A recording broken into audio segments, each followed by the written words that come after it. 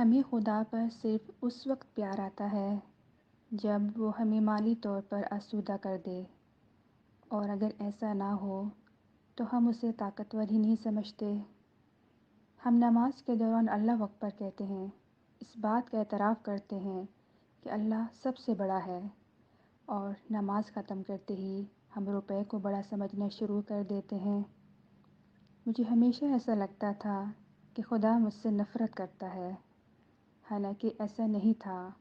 خدا تو ہر ایک سے محبت کرتا ہے، اس لیے تو اس نے مجھے آزمائشوں میں ڈالا، اور وہ اپنے انہی بندوں کو آزمائش میں ڈالتا ہے جن سے وہ محبت کرتا ہے۔